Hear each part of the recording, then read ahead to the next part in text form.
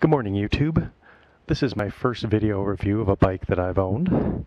This is going to be a review of my 2014 Vstrom 1000 ABS that I bought new in July of 2017, so last July.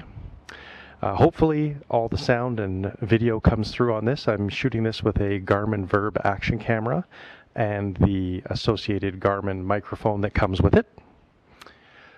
So I'm going to go over a 10,000 kilometer review of this bike, what I love about it, things that I wish Suzuki had done a little bit differently, why I picked it over some of the other adventure bikes in this segment, and what I think of after 10,000K, would I buy it again? So this, as I said, is the 2014 Vstrom 1000 ABS. I live, as you can see, in Canada, Edmonton, Alberta. This is late April and we still have snow. Just had snow 2 days ago. So everyone in California, you should cherish that. We get to ride about 6 months of the year, which is one of the factors that came into choosing this bike, looking at cost. The other thing is looks. I thought the bike looked really, really good. When I purchased this bike last July, it came standard with the center stand. It came standard with the side bags. It came with the hand guards. It came with the 12-volt power plug. I also negotiated in the Oxford heated grips. And it came with the standard Suzuki Touring windshield. So with all of that said, you can see that I've put quite a few accessories on the bike.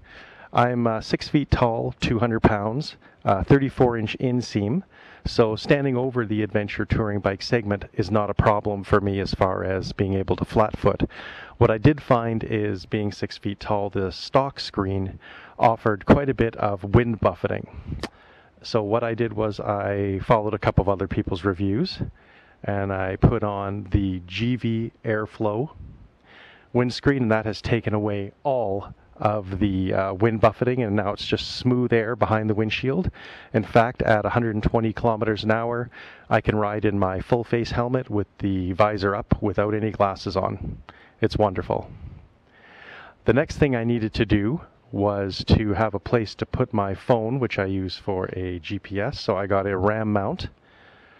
And I put that onto the reservoir mount to clean up space on the handlebars. Now, going on any long trips, of course, I wanted a top case.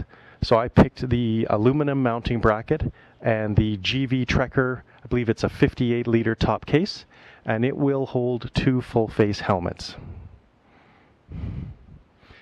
Now, one of the downfalls, if you like, in the design of the Suzuki Vstrom is that the oil filter is exposed and could be hit by any rocks.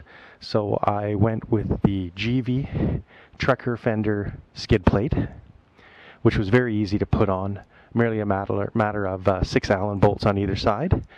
I then also put on the matching GV engine guards.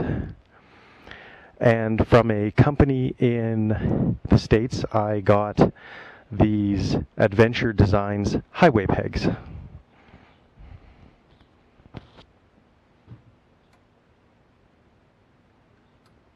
So you can just kick them down with your foot when you need to stretch out, and they work pretty good. Haven't actually tried them on the road, just sitting on the bike, just put them on this year. One of the other mods I put on is I noticed that when I have the trunk on the back, from certain angles people told me driving behind me in trucks and such that it was a little hard to see the brake light. So I added the Add More brake light, which comes with a universal bus for the Vstrom. And let's just turn on the bike and you can see that.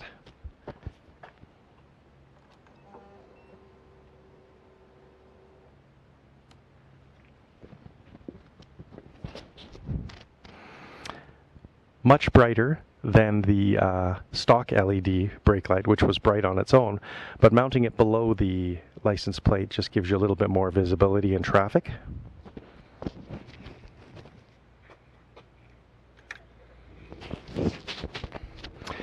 Now, one of the other things you'll notice on this bike, which stands out quite a bit, is my saddle. The stock saddle on the Vstrom 1000 is not uncomfortable by any means, but I ride quite a bit each year. I ride 33 to 35,000 kilometers in my 5 to 6 month riding season.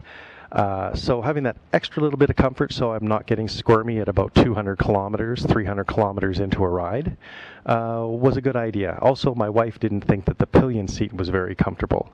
So I sent the stock saddle to Russell Daylong Saddles in Shasta, California. They build, based on your measurements, video, and pictures, a stock Daylong Russell saddle for you. So I received this right at the end of my season last year, so I've only ridden about 2,000 kilometers on it, which they say is enough to break it in, but I'd like to get about another 1,000 kilometers in it before I decide if it needs to have any modifications. One of the problems with it so far, because I sent it away and didn't have it done there, is the seat pocket is tilted back, so your knees are raised up high in the air on these little suspension wings. And they will compress over time, but what it does is it raises your knees up in the air and it gives me pain behind my knees. The other thing is, because they do tell you that the seat will raise you up 1.5 to 2 inches, of course you might have a problem reaching the ground. Not a problem for me. I can still almost flat foot with this saddle. But it will make you reach down to the handlebars. So because of that, I put on some SW Motec bar risers, and they are supposed to bring you up an inch roughly and back an inch roughly. So we'll try it out for 1,000K and see if that gets rid of the shoulder pain that I had from changing the saddle. So I went from having a potentially sore butt at 200 to 300K to having everything sore right away. So we will get out on the highway and I'll show you what this bike will do. Through the beauty of editing, we will be right back. So here we are, just leaving a little town of Beaumont outside of Edmonton, and I promised I'd show you what this baby can do. So here we are in 3rd gear. There's no one behind us. We'll just slow down to 2nd gear. And we'll be like 40-50 kilometers an hour, and we'll do a roll-on. That's 100. That's 130. So 130 in 4th gear. I didn't shift over 6,500 RPM. So this bike has more than enough power. Some of the competitors say the big selling features for their bikes are that they have 120 to 160 horsepower. I honestly don't think you need that much. You need enough power that you could safely get through traffic, get around traffic, merge with a pillion. This bike has that. I love the V-twin. I love the thumping of it. I love the torque of it low down. I think this bike is around 102 horsepower and 75 or 77 foot-pounds of torque. More than enough for what I need. Now the competitors I looked at, the BMW GS, the Multistrada, the Tiger, the Aprilia Capenard, and the Versys 1000 were all good bikes in their own. They were actually very nice bikes. What it came down to me was cost. I needed something that was going to fit the budget to buy. It needed to fit the budget for maintenance and for servicing.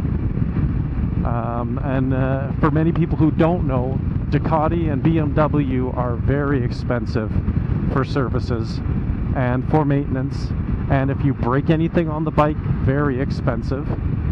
The other thing that was important to me besides price was dealer network.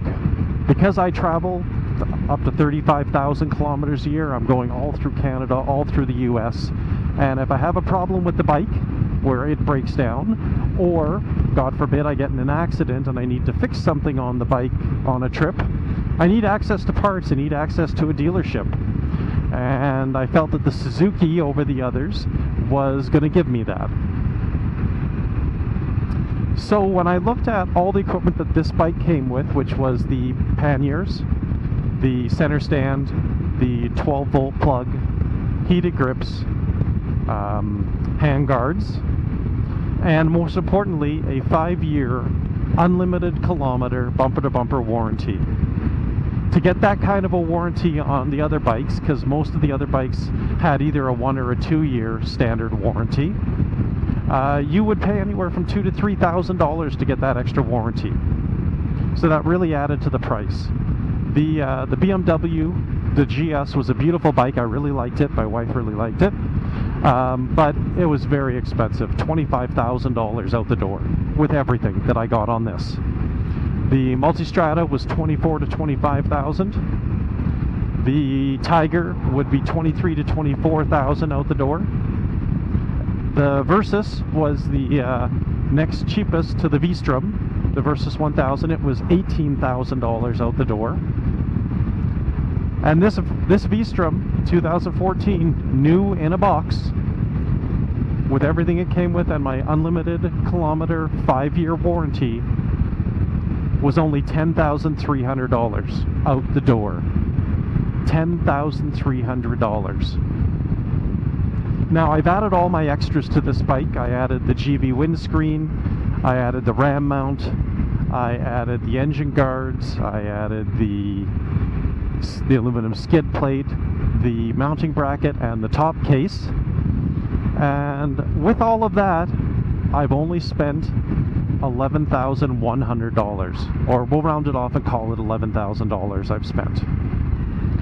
So, $11,000 compared to $25,000. Here we are coming into the town of Leduc, Alberta.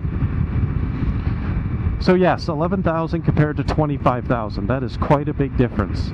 That's buying the bike and having $14,000 in my pocket for beer and trips.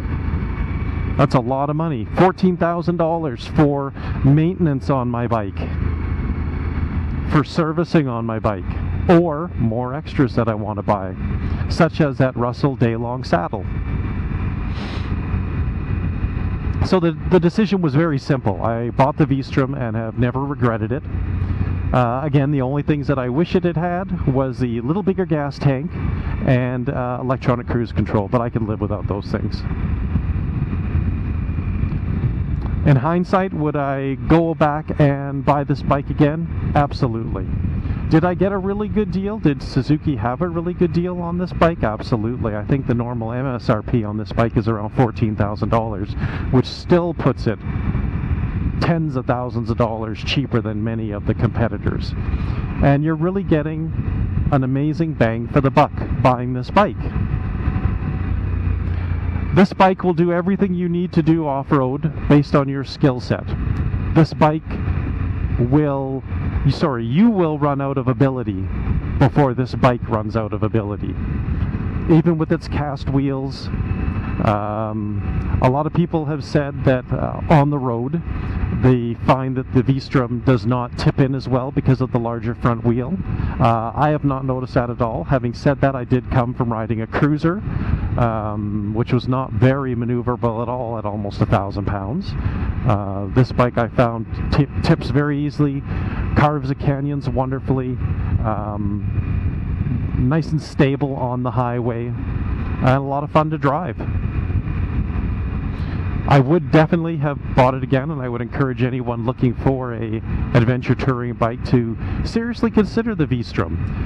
You know, it doesn't have all the glitz and glamour of the other bikes, but the same day you're going to be able to buy it and buy another bike if you want. Buy this bike, and if you want a cafe racer, go and buy it, and you're still going to spend less than you will buying a GS or a Multistrada or a Tiger. So that's about it for this review. If you keep tuned to the station, I will be posting some more trips that I have done.